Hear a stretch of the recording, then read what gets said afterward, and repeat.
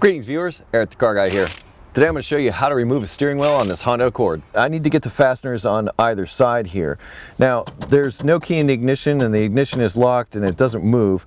I don't necessarily need it to move, but I'm going to show you a real quick tip here as far as getting the steering wheel to move again if it's locked like this. To remove the ignition switch, there's two breakaway bolts on the top here that you can remove and the entire assembly will drop down. I'm going to use a hammer and a punch to do that with. Try to dig in and then get it to spin. Once it loosens up, they usually move pretty easily.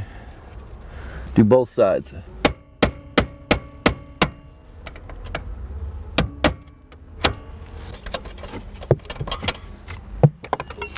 Now with that strap out of the way, you can drop the entire ignition switch assembly down and the steering wheel moves free. Next we remove these plastic covers and we're going to remove these Torx bits that are underneath. There's one on each side. It is a T30 Torx bit. And now that we've made the steering wheel free from the column, we can move this anywhere we want. And in this case, we're going to have to remove the cruise control switch. Once you get the cover off the cruise control assembly, there are two Phillips head screws underneath it.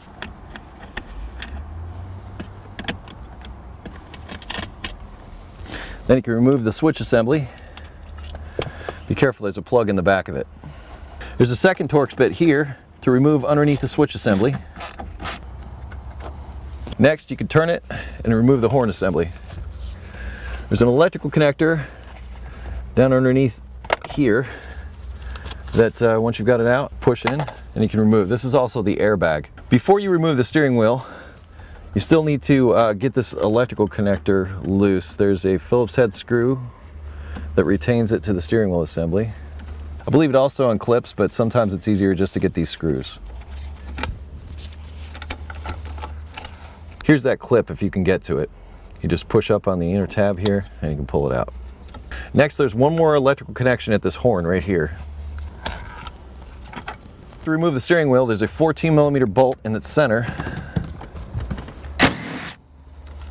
Now comes the trick. You got to beat on the steering wheel and it will come loose from the shaft.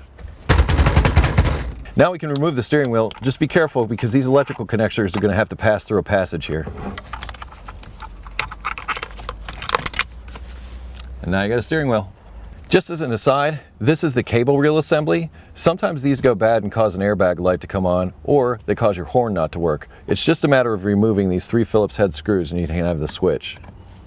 This is also an easier way to gain access to some of the combination switch screws as well.